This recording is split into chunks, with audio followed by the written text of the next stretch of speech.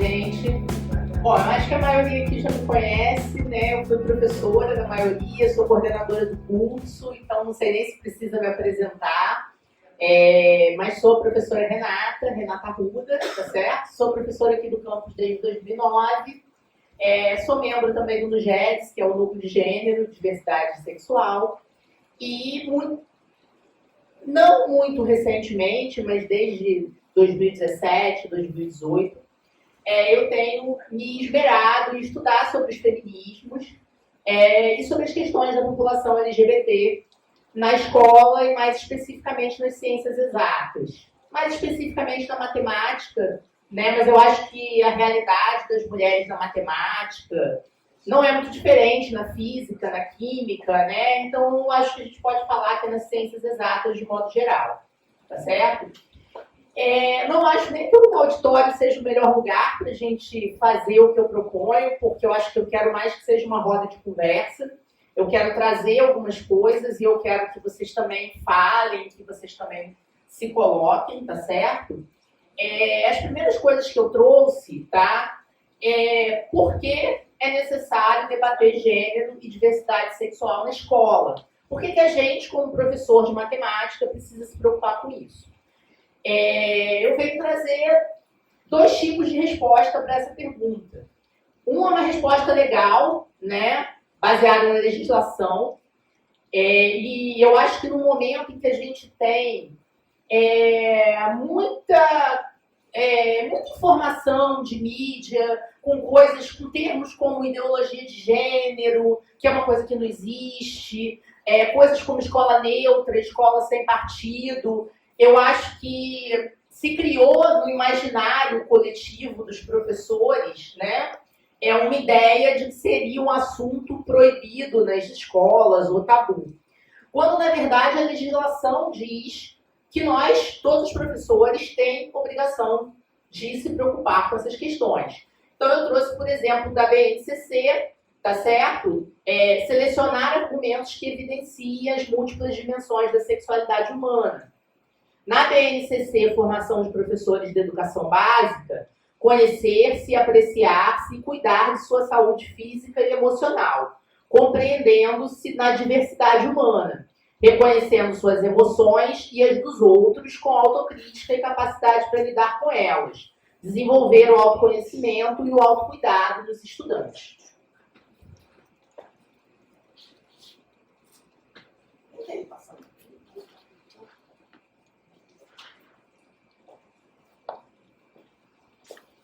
Na Agenda 30 da ONU também, que é um documento internacional, né, uma das metas de desenvolvimento sustentável é a garantia de uma educação de qualidade, inclusiva e equitativa, além de alcançar a igualdade de gênero e empoderamento feminino. Né? Então, isso é uma meta de desenvolvimento sustentável da ONU. Então, eu acho que quando a gente fala também de garantir, né, a saúde mental e o autocuidado dos estudantes, não dá para pensar que existe saúde mental e autocuidado no ambiente onde uma pessoa está sendo discriminada, né? E a gente, enquanto professor, tem uma responsabilidade sobre isso. Então, esse é o primeiro ponto, né? Essas são questões legais, mas eu acho que tem também questões morais e éticas sobre como é a nossa sociedade, né?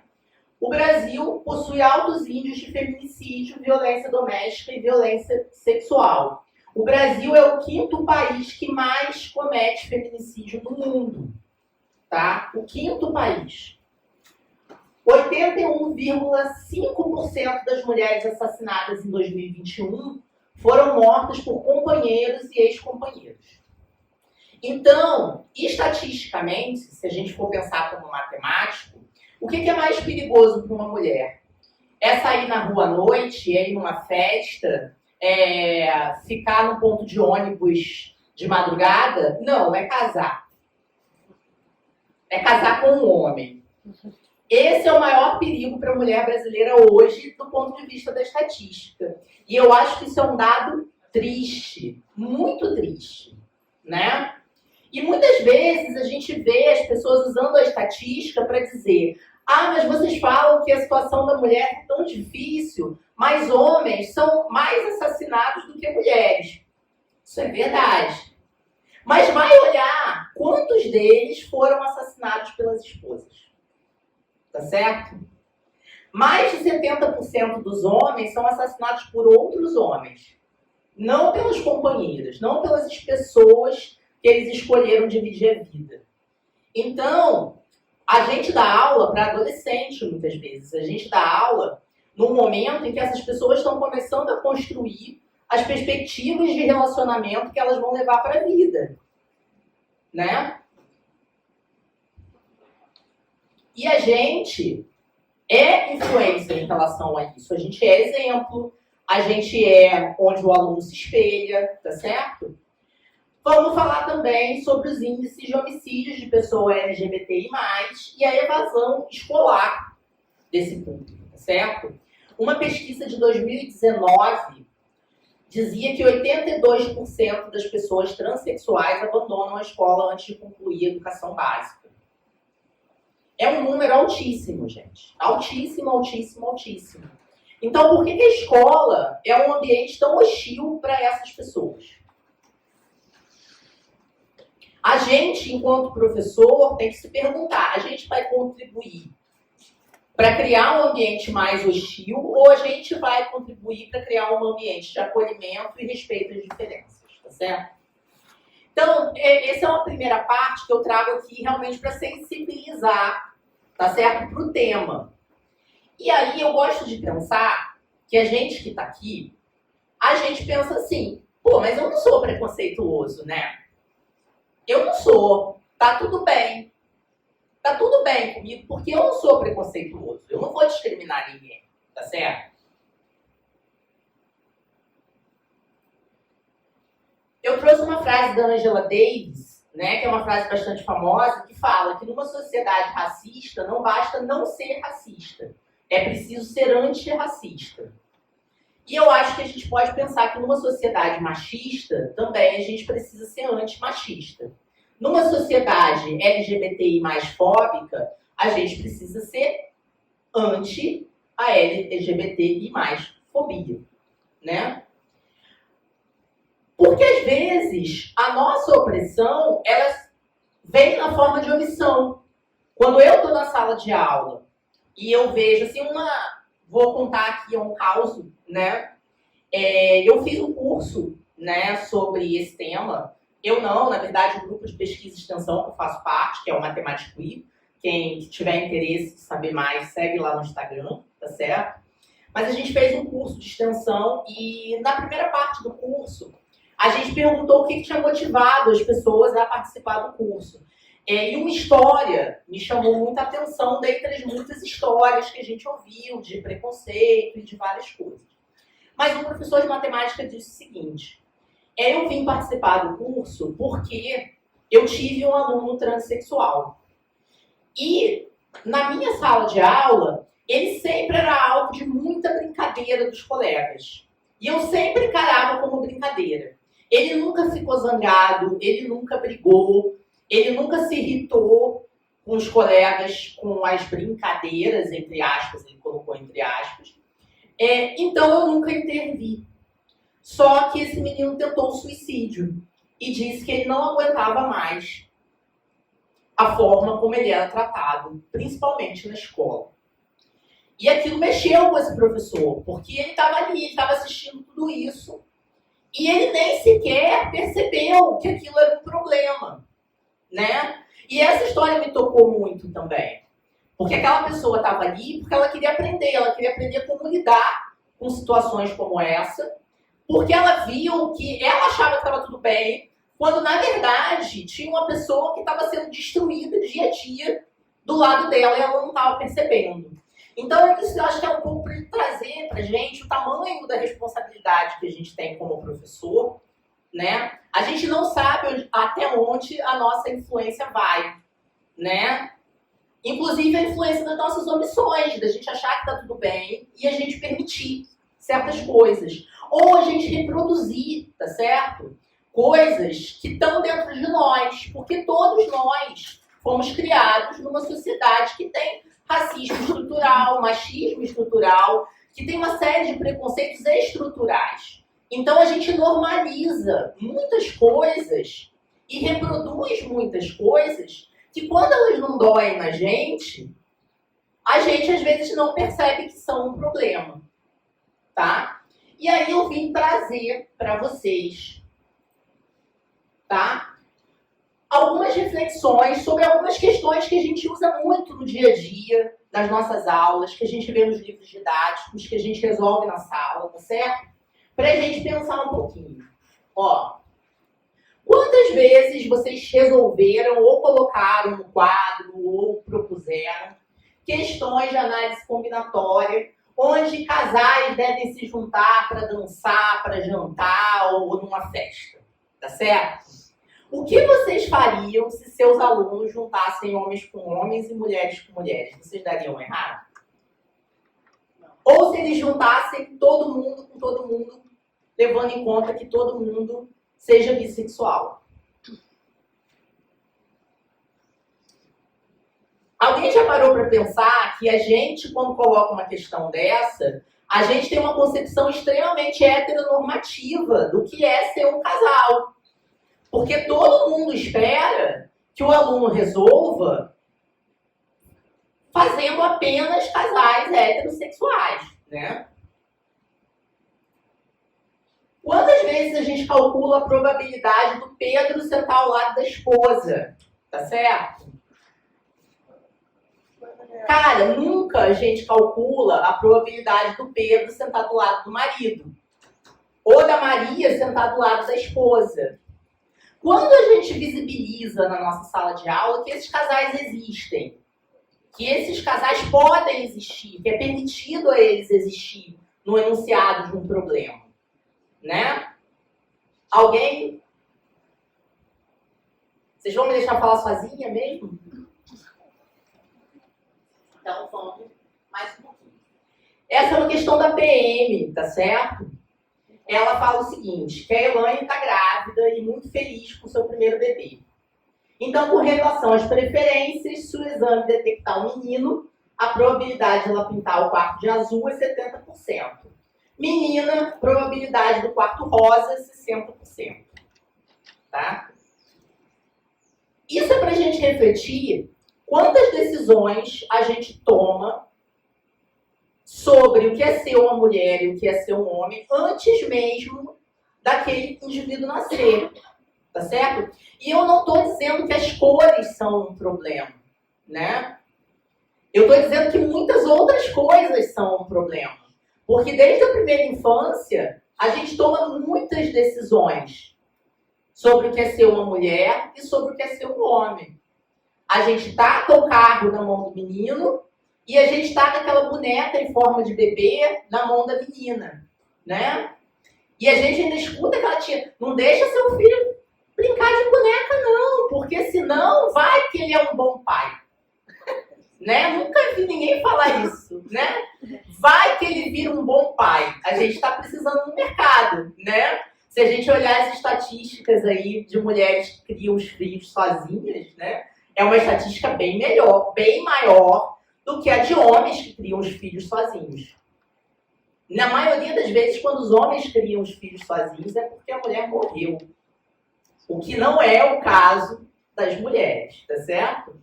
Mas o menino não pode brincar de boneca, porque vai que ele vira um bom pai, né?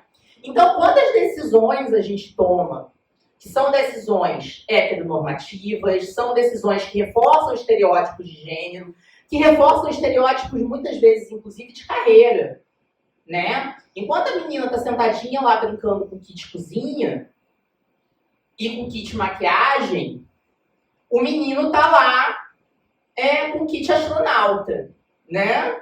Tá lá brincando com alguma coisa que desenvolve a inteligência lógico-matemática, com jogo de lógica, né? Com jogo de tabuleiro, com uma coisa que vai desenvolver um tipo de pensamento que com certeza não vai ser desenvolvido brincando de boneca ou de casinha, né? Com fogãozinho e com a geladeira. Então a gente está sempre tomando decisões baseadas no gênero, que são construções sociais. São padrões sociais. Ou alguém acha que alguém nasceu predisposto geneticamente a gostar de rosa. Ou predisposto geneticamente a gostar de tarefas domésticas em detrimento de estudar matemática. Então, para a gente discutir um pouquinho, né, quando a gente fala de ideologia de gênero, que é uma coisa, um termo que não existe, tá certo? Mas tem sido muito problematizado aí, né? Então, o que é ideologia de gênero? É tudo que foge do gênero da minha ideologia, né? Então, tudo que não é a menina de rosa brincando de boneca e sendo dona de casa pro resto da vida é uma ideologia de gênero. Tudo que foge do menino de azul brincando de carrinho, né? Que bom que a gente descobriu que as mulheres podem dirigir, né? Elas podem brincar de carrinho também, né? Então, tudo que foge do que é construído socialmente para a gente entender como normal, normativo, né?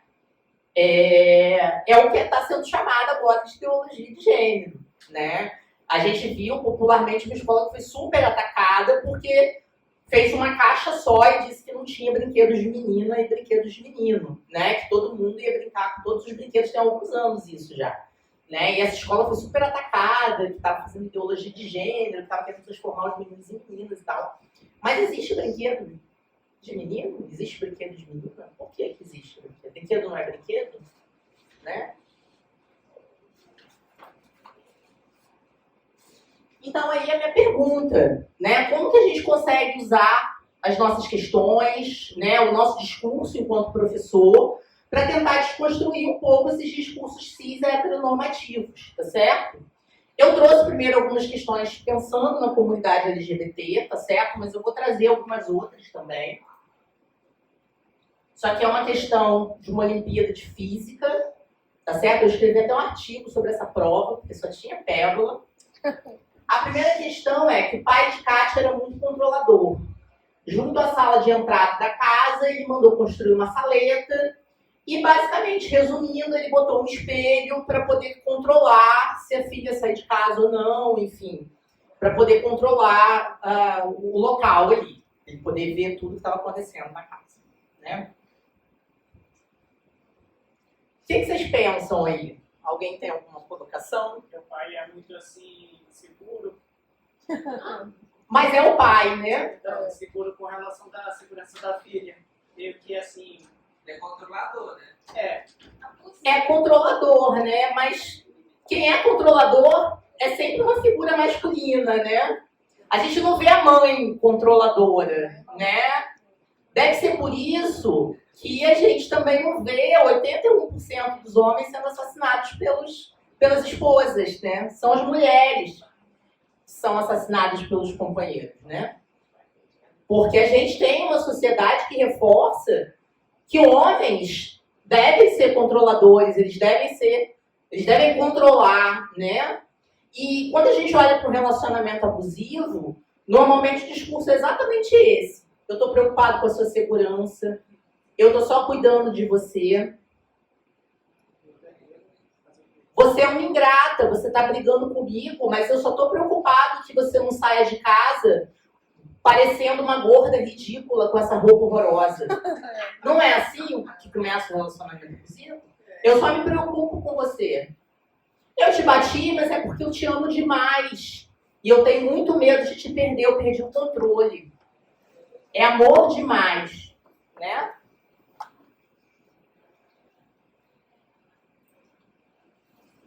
Essa aqui também é de um concurso, tá certo? Das 150 pessoas aprovadas em um concurso público, sabe-se que 135 são homens, tá certo? 30 cursam ou concluíram o curso superior e exatamente 10 mulheres concluíram apenas o ensino médio. Além de só terem passado 15 mulheres, tá certo? 10 ainda não conseguiram fazer a faculdade, né? Então, você imagina, a mulher tá fazendo esse concurso, gente.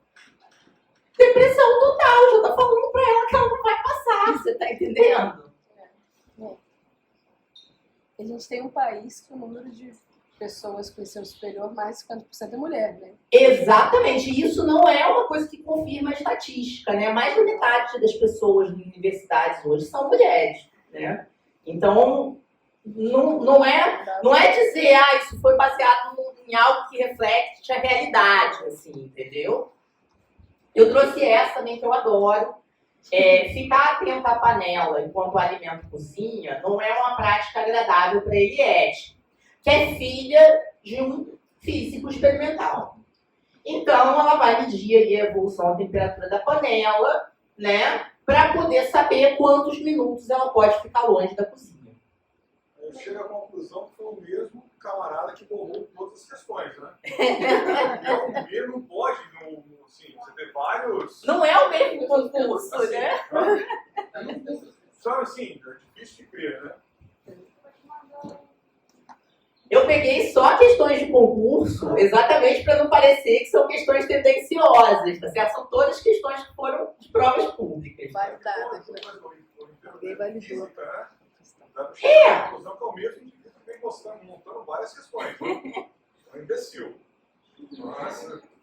Não, e eu fico pensando ali que ele ainda precisou dizer que a Eliette era filha de um pai físico para justificar que ela tem essa capacidade de calcular a temperatura da panela. Vocês pararam para pensar nisso?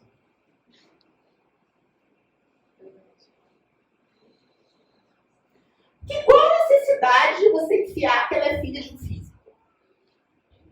Não podia ela mesmo ser o raio da física? Né? Quantas alunas estão fazendo física aqui? A Eliette não podia ser ela mesma a física experimental? Precisa explicar por que ela é capaz de fazer a conta da panela? Né? É isso que a gente vai ensinar? Quantos minutos as nossas meninas, as nossas alunas podem ficar fora da cozinha? Né? Então, é pra gente refletir como, às vezes a gente pensa, não, mas eu não sou preconceituoso. Mas quando eu vou botar a questão que é para fazer as proporções matemáticas de uma receita de bolo, é a Maria fazendo. Quando eu vou fazer a questão matemática lá que tem o engenheiro é o Pedro. Então, a gente pensa que não é preconceituoso, mas quando a gente vai lá imaginar uma pessoa fazendo bolo, a gente não imagina o Pedro. Mas quando a gente vai lá imaginar um engenheiro, a gente imagina o cara de terra.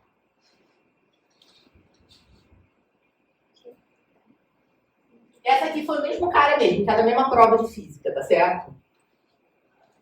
A dona Hermínia, mãe do Bisnaga, soube que o professor Arquimedes estava ajudando o filho, né?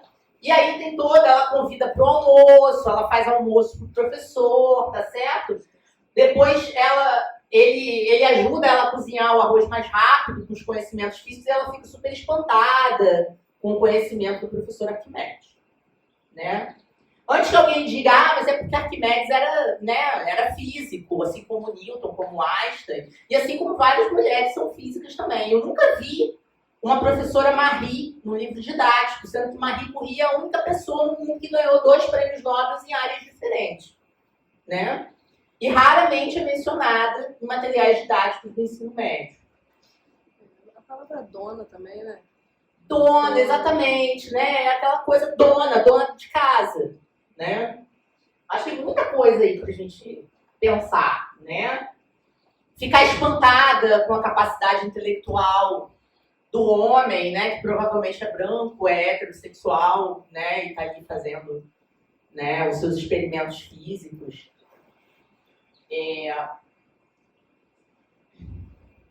Então, aí, algumas perguntas para, né, a gente refletir. O que a gente está ensinando? A gente está ensinando quantos minutos nossas alunas podem ficar fora da cozinha? É isso que a gente quer ensinar? Né? Que a gente precisa de uma figura masculina para respaldar a nossa capacidade intelectual, que a gente só vai saber calcular a temperatura se a gente tiver um amigo físico experimental para ajudar, né?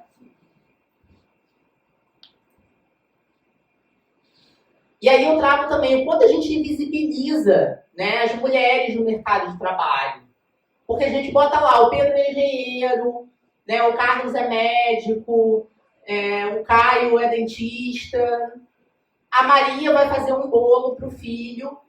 E é isso, né, que a gente vê. A gente pode falar um pouco da questão racial também. Isso, alguns livros mais recentes, né?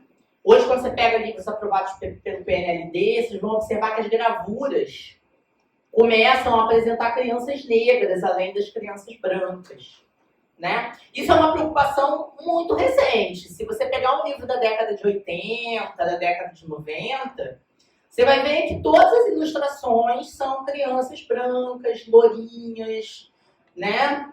Então, esse tipo de preocupação na educação é uma preocupação recente, né? Então, a gente vai trazer aqui um pouco essa preocupação para vocês.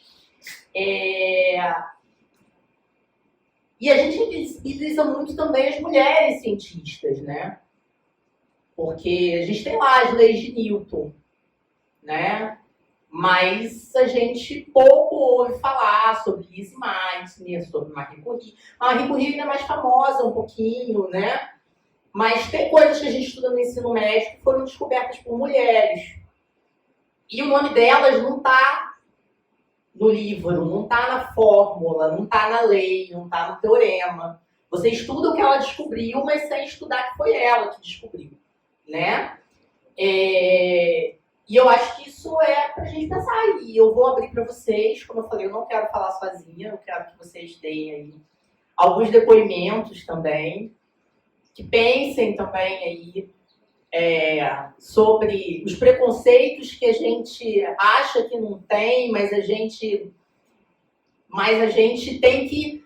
A gente não vai ter se a gente refletir antes, né? O que faz a gente desconstruir o que a estrutura da sociedade moldou na gente? É o pensamento. Quando a gente reflete, a gente para e pensa, fala, pô, isso não tá legal, entendeu? Quando a gente olha uma questão dessa no livro, a gente normalmente não vê problema nenhum, mas quando eu pego e coloco todas elas juntas numa apresentação, parece assustador, né? Só que elas estão lá o tempo todo.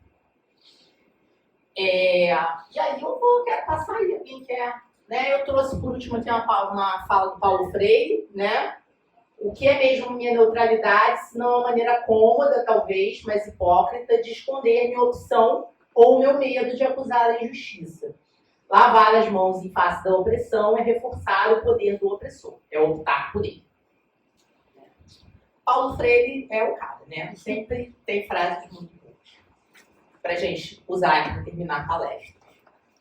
E aí eu quero passar para vocês. Quem tem um caso para contar, quem passou por alguma situação na escola. Só tem uma pergunta. Para você, tanto para os homens e para as mulheres, elas são também consideradas como mão de obra para qualquer serviço?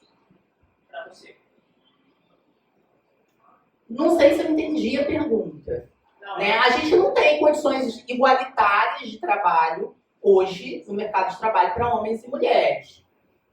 Mas sim, as mulheres têm, né, a capacidade para qualquer serviço. Agora, a gente tem estereótipos de carreira, sem dúvida, né? Quando a gente vai para uma faculdade de pedagogia, a gente vê que a maioria, né, que está cursando pedagogia é mulher. Você vai para uma faculdade de engenharia, você vê que a maior parte do público é homem, né? Mas isso não é uma coisa nata, não é porque essas pessoas nasceram com habilidades para isso. É porque as construções sociais históricas, né, levam essas pessoas a fazer essas escolhas, né? Faculdades de engenharia foram as últimas faculdades no mundo a aceitar mulheres, porque a natureza racional do curso não combinava com a natureza feminina, segundo o discurso da época, né? As primeiras faculdades a aceitarem mulheres foram os cursos de enfermagem e de pedagogia, né? Até porque a ideia da professora de educação infantil é de ser uma segunda mãe, né? Então você está reproduzindo ali um papel de mãe, né? Que já é, digamos, compatível com a natureza feminina. As demandas da enfermagem, elas são demandas historicamente construídas na época das guerras, né? Os homens iam para as guerras e eu tinha uma demanda de cuidar dos soldados feridos. Então eu comecei a capacitar mulheres, né, na área médica, né? Não na área médica, na área de enfermagem, mas isso acaba se estendendo um pouco para a medicina. Mas hoje você ainda vê que você tem mais médicos homens, mas você tem mais enfermeiras mulheres, tem a ver com o poder, né? Mas historicamente, essas mulheres estavam sendo capacitadas para cuidar desses homens que vinham feridos da guerra. Então tem uma série de fatores históricos, sociais, de construções que determinam, né, as escolhas das pessoas de forma muito inconsciente, na verdade. Né? Porque isso é uma coisa muito inconsciente. Ninguém fala, não, eu vou fazer enfermagem porque historicamente as mulheres foram aceitas no curso de... Não é isso. Mas assim, muito sutilmente as construções sociais acabam empurrando, né, os gêneros para um lado ou para o outro. Eu vejo um avanço grande nesse sentido nos últimos tempos. Eu acho que é uma conquista principalmente do movimento feminista. Hoje a gente olha, por exemplo, para a nossa faculdade de matemática, a gente vê que a gente tem um grande número de mulheres, grande mesmo, né? Então, assim, a gente vê, eu fui a única mulher da minha turma de mestrado, a única mulher da minha turma de doutorado, e em 1999, na turma de 60 alunos que entraram na UERJ, tinha 4 mulheres. Em 60 alunos, isso em 99. Não devia falar isso, né? Estou contando minha idade, o pessoal vai fazer as contas. Tá tudo bem. Tanto creme que a gente passa na cara e as pessoas vão fazer as contas, né? Hoje a gente já vê, né? Assim, eu vejo, por exemplo, aqui no curso de matemática, eu não vejo mais essa diferença, né? De ter mais homens do que mulheres. Na verdade, eu diria que a gente tem aqui no curso de matemática até um pouco mais de mulheres do que de homens, né? Mas, sem dúvida, existem estereótipos de carreira, né? Você vai num salão, a maquiadora ou é mulher ou é uma pessoa LGBT, né? Então, você tem estereótipos, a gente tem construções sociais, mas isso tem algum motivo para alguém que gosta, né, de cortar cabelo, né, ser mulher, um homem não pode gostar de cortar cabelo, né? Não é uma coisa nata, é uma construção social, assim, meu ver. Mais alguém? Tem uma pergunta, até mandei. Manda! Qual é o papel da educação na prevenção do machismo e na promoção da igualdade de gênero? Eu acho que é o papel todo, né? Eu acho que é extremamente difícil você pegar uma pessoa que ela tem muita certeza que seus próprios preconceitos se justificam, né? E você desconstruir isso. A evolução social, ela sempre ocorre de uma geração para outra, né? Quando a gente cria gerações futuras, é que a gente cria pessoas que pensam diferente, né? Ninguém hoje, eu tenho certeza que ninguém aqui acha válido amarrar uma pessoa negra e chicotear. Por quê? Porque as construções para gerações futuras foram feitas para que a gente ache isso um absurdo, né? Apesar de ainda haver muito racismo. Agora, é na escola que a gente quebra um ciclo. Porque uma mãe preconceituosa vai ter um filho preconceituoso, ou uma filha preconceituosa, se essa criança não for para a escola. Né? Onde a gente consegue quebrar os ciclos de preconceito e mudar um pouco as concepções sociais, a construção cultural do que é normal, do que é certo, a desconstrução dos preconceitos, é no espaço educacional. Eu acho que é o espaço onde a gente tem mais possibilidade de fazer isso. Porque aquelas pessoas estão em formação. Aquelas pessoas, elas estão construindo quem elas vão ser, né? E o papel, claro que não é o papel de um professor individualmente, né? Eu acho que é um papel coletivo, mas quanto mais professores a gente tiver que se preocupar com isso, né, mais a gente vai construir gerações melhores no futuro. Eu acho que é um trabalho, assim, raramente a gente vê mudanças grandes em períodos curtos de tempo, né? Mas é um trabalho que a gente vê, né? É só a gente pensar nos nossos direitos enquanto mulheres, né? Nosso direito, nosso acesso à educação não tem nem 200 anos. Né? Do final do século XIX, que a gente adquiriu o direito de entrar numa universidade, por exemplo. E olha quão rápido a gente virou mais de metade dos alunos inscritos. Então, assim, a gente tem sempre que pensar no que a gente vai deixar futuro, né? Para o mundo do futuro. Posso fazer um comentário Pode. das questões, na hora que você falou das questões no começo? A primeira questão tem um livro, está no 3º ano do livro que a gente adota aqui, que eu adotava em outra instituição há 10 anos, do GeoCies. E todo ano você vai dar aula de análise combinatória, ela é a questão número 1 ali, né? Sempre. Tem essa dos casais e a de probabilidade da probabilidade. Que aí eu vou misturando os casais e mesmo assim não misturo todos os casais, né? Eu lembro uma aula que eu tive no 3º ano lá no Pedro Braga, em Resende, que eu falei, gente, essa aqui é a resposta do livro. É a resposta do vestibular, mas não é a resposta da vida. Vamos conversar sobre a resposta da vida. Aí a gente ficou falando sobre isso e demorou uma meia hora nessa questão. Mas foi a única turma que eu fiz isso, porque foi a única turma que eu me senti segura. Só, assim, porque tinha turmas na época que eu falava, aqui eu não vou conseguir, não sei, eu me sentia insegura. Isso é uma coisa que a gente como professor também se sente às vezes quando vai tratar algumas coisas, né? De medo de falar uma coisa, falar outra, de magoar, de não saber mesmo, né? Por isso que eu acho que o professor procurou o curso, que eu acho que é importante. Só um comentário, né? Essas questões, elas não estão lá no vestibular. Elas estão aqui dentro do FJ e vão ficar, porque é um livro que a gente não vai parar de adotar. E aí é o professor que vai falar essa questão que usa e que eu não uso. Mas complementando, você falou lá no início, a hora que ela colocou aquilo, eu fiquei incomodado comigo mesmo. Eu também. Porque assim, eu nunca parei para poder refletir sobre isso nessa questão. Todos os anos você trabalha o mesmo modelo de questão. Eu nunca parei para poder fazer essa reflexão. É maneiro isso, né? Nunca. Eu nunca parei para poder pensar nos casais. É tão automático que você não para, você não reflete sobre esse tipo de tema durante a execução da questão, durante a sua aula, entendeu? Então é difícil. Essa discussão tem que ser levantada até para você poder começar a refletir sobre as questões, sobre como que você trabalha com a sala de aula, porque até agora eu não tinha, em momento nenhum, pensado sobre isso. E tem uma coisa, só fechando sobre isso, né? Que às vezes a gente para e pensa assim, mas é uma questão de livro, questão de vestibular, e daí? Bobeira, né?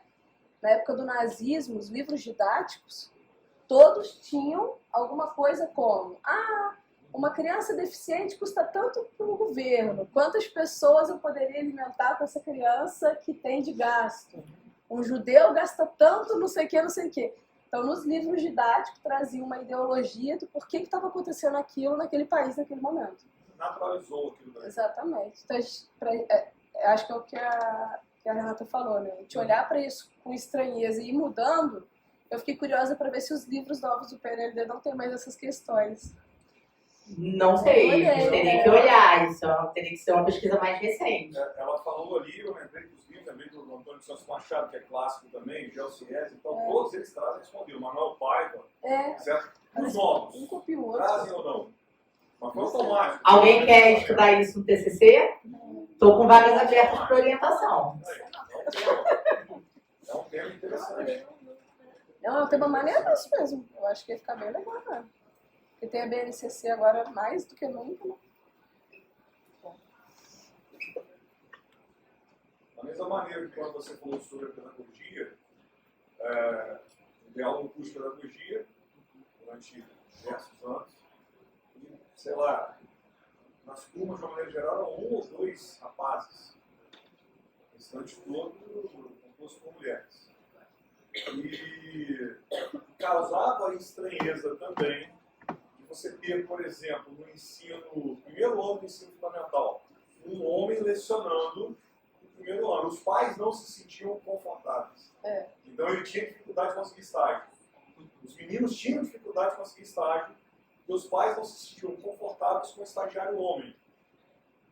Por quê? Porque você, além de tudo, tem uma série de questões envolvidas. Porque nessa faixa etária, quem leva ao banheiro é a professora. Certo? Quem dá esse tipo de assistência de tratamento é a professora. E gera a estranheza do professor estar fazendo isso daí. E isso é muito Não engraçado. é tão simples assim essa discussão. Não é tão simples, mas é engraçado. Aí quando a gente fala, né, quando o feminismo fala que a gente vive numa cultura do estupro, a galera, não, imagina. Ninguém estranha uma professora, mulher de ensino infantil, levar um menino no banheiro. Ninguém. É muito normal. Mas é assustador ter um professor homem levando crianças no banheiro, né?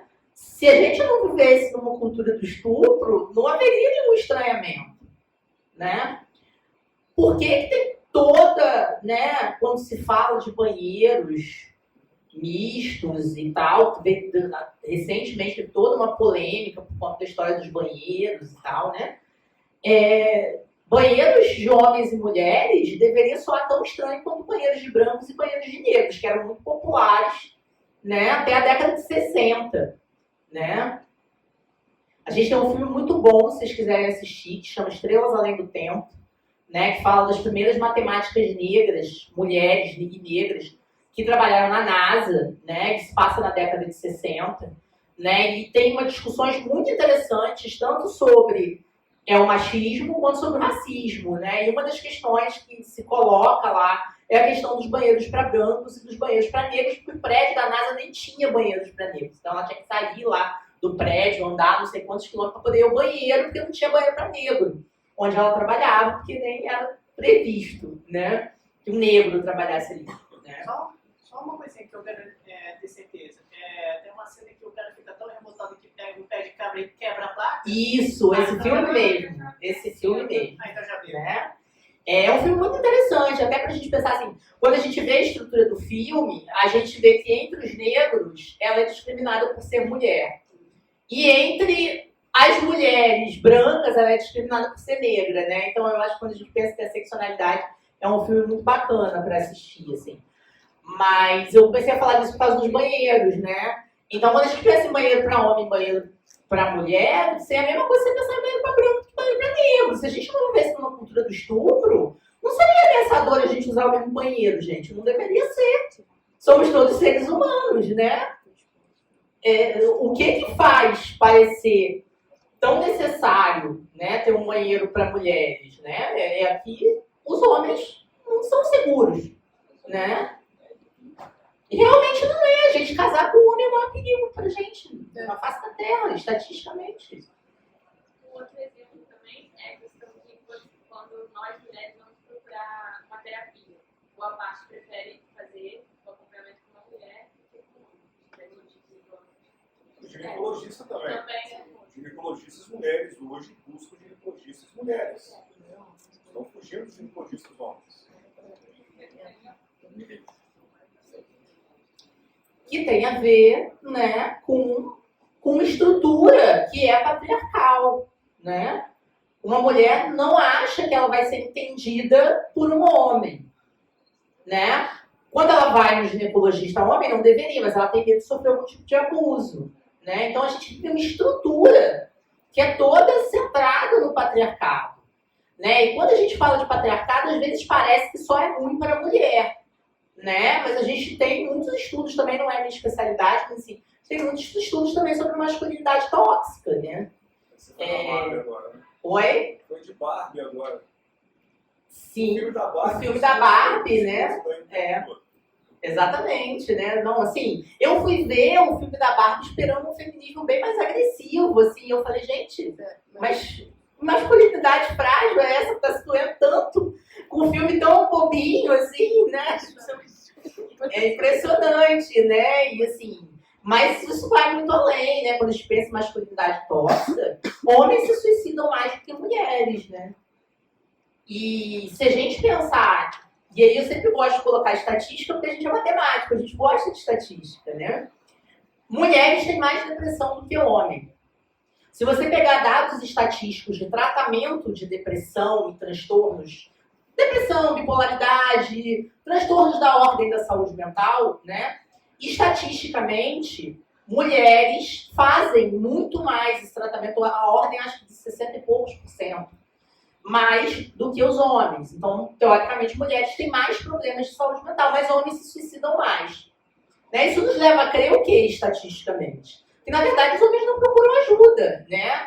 Porque eles são criados, o homem não chora, tem que ser forte, não é isso? É muito mais fácil para uma mulher reconhecer que ela está precisando de ajuda do que para um homem, né? Então, não é pensar que quando a gente pensa na estrutura do patriarcado, que isso só é para mulher, não. Né? Para a mulher é muito pior, 82% delas estão sendo mortas pelos próprios maridos, elas estão sendo estupradas, elas estão... Enfim, o Brasil é o quinto país que mais mata mulher no mundo, então é pior para as mulheres. Mas tem reflexos também nos homens, principalmente nos homens que não atendem aqueles requisitos lá do checklist do que é ser o homem hétero padrão, né? Eu gosto muito de falar sobre o tema, se deixar, ó. Fico batendo papo com vocês aí horas.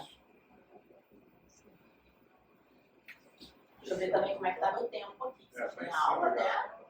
Ó, não, fui super bem. 5h51 ainda dá pra vocês ainda fazerem uma última pergunta. Posso fazer um último comentário? Depois dele, depois a Maria. Agora, Você. professora, você acha que a falta de informação, porque eu fui aplicar uma prova de concurso e tinha um espaço para assim, nome social. Maior, assim, os estardalhaços estavam falando foi o que era aquilo. Para que aquilo estava ali? Eu acho que uma coisa que não é nova. Que está assim, tão como assim as pessoas estão desinformadas? A questão do estupro também. Também seria a questão, a inserção da questão de trabalhar, a questão da sexualidade nas escolas, ser um tema mais amplo, não de incentivar, igual o pessoal tem aquela cartilha, tem aquela madeira de piroca, aquela matéria de coisa que tem, e não é isso, que é ensinar a menina que a certa parte do corpo não pode ser tocada, ensinar o que seria um abuso, o que não seria. Porque também já teve nas escolas também o estudo da UBM, um questionário referente dos alunos no ano ano, o que era assédio para eles, o que era questão, passava por questão de estupro, muitos deles não sabiam o que era aquilo. Responderam coisas banais, como pegar o lápis do outro colega seria uma questão de assédio, né, do estupro. Seria a falta de informação mesmo, uma extensão maior, assim, uma abertura maior, esse tabu tão grande, a questão de sexualidade que é tão normal, uma coisa tão...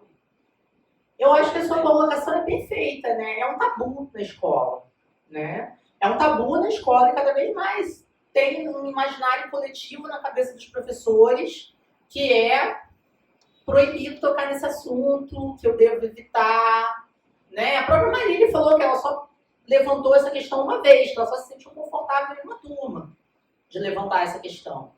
Então, onde as pessoas vão aprender o que é nome social? Né? A não ser que seja algo que me doa, né? A não ser que seja a minha dor, né?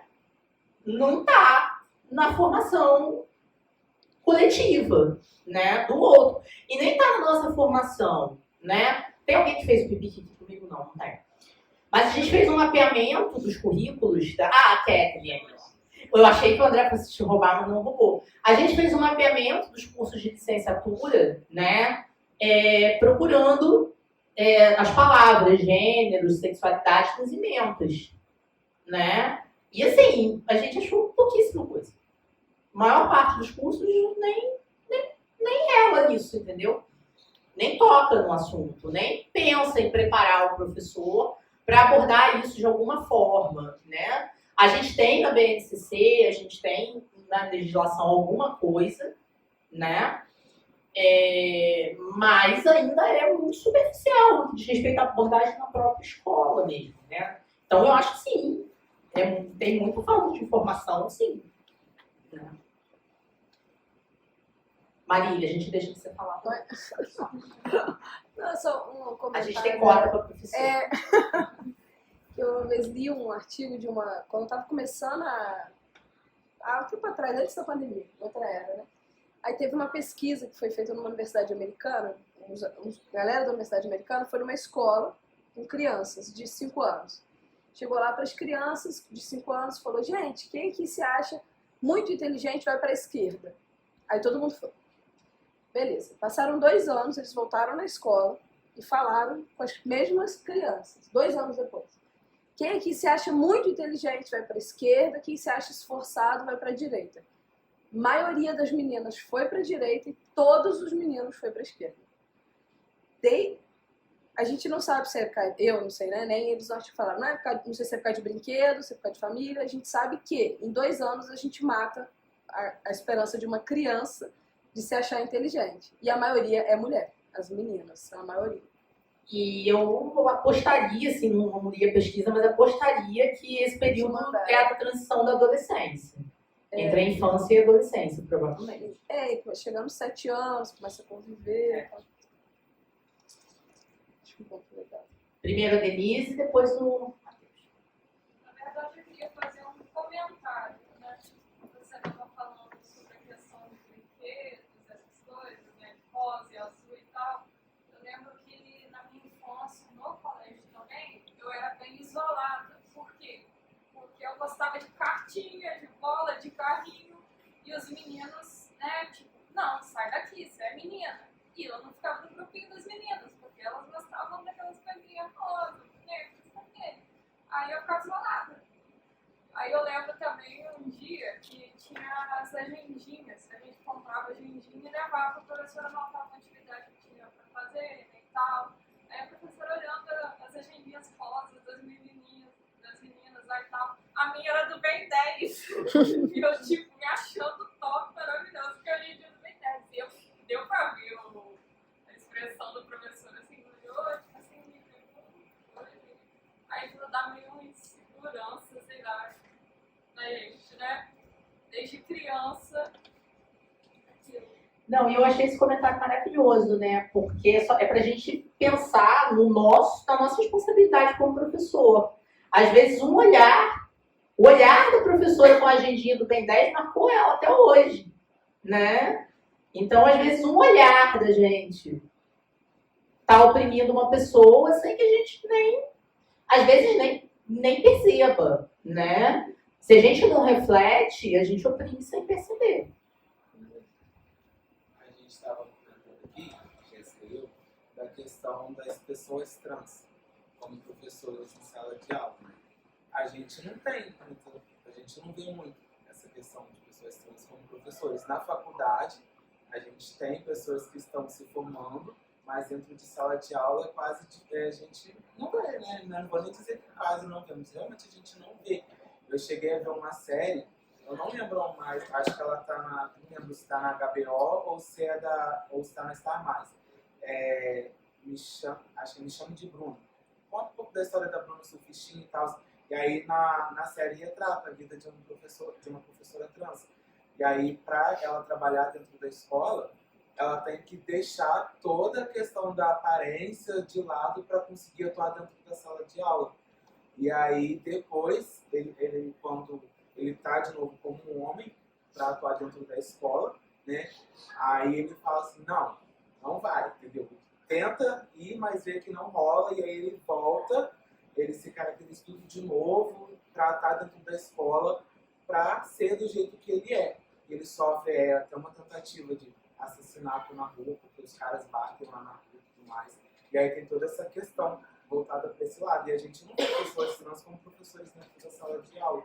E aí lá no colégio que a gente está fazendo residência, a gente está desenvolvendo um projeto dentro do colégio que aborda toda a questão de sexualidade, sabe? Questão de machismo, feminicídio. Aí a gente arrumou um amigo dela que é psicólogo e um amigo meu que é estudante de psicologia e um outro amigo dela que é advogado, para a gente estar levando essas questões sociais para dentro da sala de aula, para dentro do colégio. E aí a gente vai botar os alunos para fazerem cartazes, tudo dentro da matemática, com estatística, porcentagem, tudo mais direitinho, para a gente poder montar com eles para ver essa questão de conscientização e tudo mais. Porque dentro do colégio a gente viu recentemente questões acontecendo lá relacionadas à homofobia, transfobia, porque lá tem alunos que são trans. E aí a gente pegou e está fazendo essa mobilização dentro do colégio. E aí a gente até conversei com alguns alunos esses dias e eles nem sabiam desse projeto. Eu cheguei neles, comentei, para se sentir mais acolhido, mais amparado. Não, e a gente vê que é um ciclo, né? Você não tem uma representatividade de professores trans, mas se essas pessoas não estão nem terminando a educação básica, como é que elas vão virar professores, né? A gente fez aqui, a gente trouxe um cineclube, né, com documentários transversais, que é bem legal também, na Netflix, quem puder assistir. E a gente trouxe a Érica, né? A Érica é uma mulher trans, que é professora de matemática, foi a primeira mulher trans a ser diretora de escola pública no Brasil, né? E é um título que ela não gosta, porque ela diz que ela não deveria ter sido a primeira, que é um absurdo ela ter sido a primeira, né? Mas ela esteve aqui, ela estuda, né, sobre a questão da transexualidade na escola. Acho que muito válido a gente convidá-la para vir de novo, porque foi um evento maravilhoso. De repente ela vinha um dia para dormir, para poder fazer uma palestra à noite. Mas é uma pessoa que fala com muita propriedade sobre isso, assim. Mas, de fato, a gente tem poucos, né? A gente tem poucas pessoas trans que são professoras, né? Professores. Até uma deputada falou esses dias que eu estava debatendo com outro. É uma minoria, né? O pessoal bem idiota mesmo, pensamento bem fora da cidade, não, foi uma outra. Ela comentou que, igual mais pessoas não tem presente no corpo docente das escolas, porque foi dado para somente a parte da noite, no noturno. E ali é só acho que o caminho deles mais fácil foi a questão da prostituição. Eles ficaram só nisso, porque por conta de uma sociedade tão preconceituosa e fechada, assim, com homens, como diz assim, com uma masculinidade tão frágil, de achar que eles são superiores a tudo. Tudo pode acontecer. Acho que agora, sim, a sociedade está começando a cortar, mas está muito calma. Que ela não aceitou como fosse a primeira, né? Que não é uma coisa boa, né? Já era para estar há muito tempo. Tá no meio nosso e acabou, gente. Não tem pra onde correr. É um título que, tipo, causa alguma. Tinha que ser algo normal. Tipo, por que ela tem que ser a primeira? Por que aquilo é tão inovador, sendo que deveria ser algo mais normalizado? Né? Olha para trás de tantas pessoas que já morreram, que já se foi. O processo de mudança social é lento, né? Então, assim, eu acho que é lento demais, mas eu acho que passa por nós, né? Professores são agentes de mudança social, né? Então, se a gente se enxergar como um agente de mudança social, né? Em todas as causas sociais, eu acho, né? Eu acho que a gente faz a diferença, às vezes uma pequena diferença, mas de cada grãozinho que a gente coloca, né? Como o Paulo Freire falava, né? Um professor não transforma o mundo, mas um professor transforma as pessoas, e as pessoas transformam o mundo. Então, eu acho que é essa a mensagem, né? A gente fazer a nossa parte, ali, o nosso pouquinho, para criar uma sociedade melhor. Se cada professor fizer um pouquinho, né? Se cada pessoa fizer um pouquinho, né? A gente vai mudando as coisas. E como discutir essa questão com os pais? Porque às vezes a criança vai, leva, e aí tem um pai que é homofóbico, que discute, que é racista. E aí acaba criando esse conflito da escola com o pai, como já teve até o caso de um pai que uma professora que entrou numa discussão e aí acabaram colocando a professora em licença, né? Assim, eu acho que quando a gente trabalha numa escola, sendo muito sincera, né, acho que quando a gente trabalha numa escola particular, a gente tem que ter mais cuidados, né, porque a gente pode ser mandado embora. E porque aquela instituição ali visa o lucro, né? Eu acho que quando a gente vai lidar com o pai, a gente tem que ser cuidadoso e delicado, mas muitas vezes a gente tem que ser firme também, né? Porque eu não vou dizer que o nazismo foi legal, porque eu tenho filhos de um neonazista na minha aula. Então, a gente também tem que, né, ter a segurança do que a gente está fazendo, a segurança de como a gente está abordando as coisas. Se a gente receber o questionamento de um pai, a gente vai explicar, não, foi colocado dessa forma na sala de aula, por causa disso, disso e disso, porque a gente precisa dar visibilidade, a gente tem alunos também nessa situação. Não, a gente tem um aluno trans, a gente usa o nome social sim, porque a lei respalda o uso do nome social, essa é uma pessoa que tem que ser respeitada, como seu filho é respeitado, essa pessoa tem que ser respeitada também, a nossa escola é um ambiente de respeito, né? E a gente vai rebater esses argumentos, porque, não, mas é porque não, mas isso é você na sua casa, isso é, né? O ambiente escolar é um ambiente laico, é um ambiente de respeito à diferença, é um ambiente de respeito a todas as raças, a todas as orientações sexuais, a todos os gêneros, a todas as religiões. Então, você coloca, assim, eu coloquei religiões, porque muitas vezes o argumento dos pais é, né, que, mas é porque a minha religião não permite. Não, sua religião não permite, mas o coleguinha aqui que é aluno também existe, entendeu? E ele tem direito de ser respeitado, independente da sua religião, é na sua casa, na sua igreja, mas a pessoa que está aqui, ela tem direito de ser respeitada na escola, né? Então, assim, a gente tem que, né, conversar, eu acho que com muita calma, com muita paciência, mas também com firmeza de que a gente sabe o que a gente está fazendo enquanto professor, né? Mas é delicado, muito delicado, né? Assim, eu já ouvi pessoas falando assim, né, nesses cursos que eu dou e tudo, falando, olha, eu sou gay, eu adoraria abordar isso na minha escola, mas se eu fizer, eu vou ser mandada embora, eu não tenho coragem de fazer. Então, assim, mesmo uma pessoa LGBT, né, não está conseguindo esse espaço, né, dependendo do ambiente de trabalho. E aí eu acho que cada um também tem que avaliar onde está, né, qual é a dinâmica do lugar que você está trabalhando, né.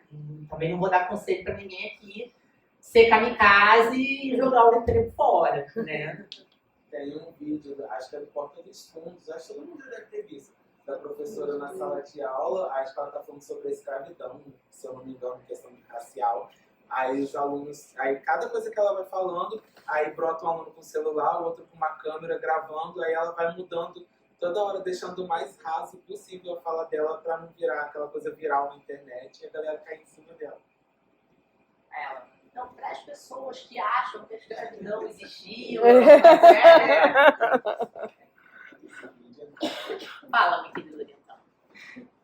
A minha colega de trabalho estava contando hoje que o afilhado dela tem 7, 8 anos e ele não gosta de brincar com o que ele deveria brincar, né, pela sociedade. Ele gosta de brincar de boneca, pediu para ela uma boneca, só que o pai dele é muito repressor em relação a isso. E aí ela falou assim que os pais colocaram ele na terapia porque acha que ele está atrasado em relação aos outros, porque ele não quer brincar igual os meninos da idade dele. Aí eu falei com ela, eu falei, não colocaram porque ele acha que ele está atrasado, é porque eles sabem que o filho dele quer brincar de boneca, mas eles não aceitam isso. E aí tá achando que tipo, a terapia vai fazer mudar a cabeça dele em relação a isso. Uma criança de 8 anos. É porque às vezes os pais precisam de terapia, né? Botam o filho na terapia, né?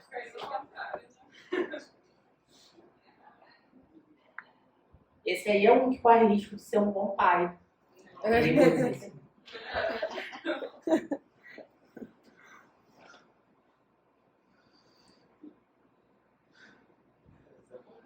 Encerramos, gente? Mais alguém?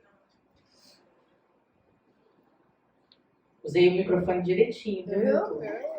Fica elegante. Gente, obrigada pela atenção, pela participação de vocês. Espero que eu tenha contribuído um pouquinho com a formação de vocês enquanto professores, tá certo?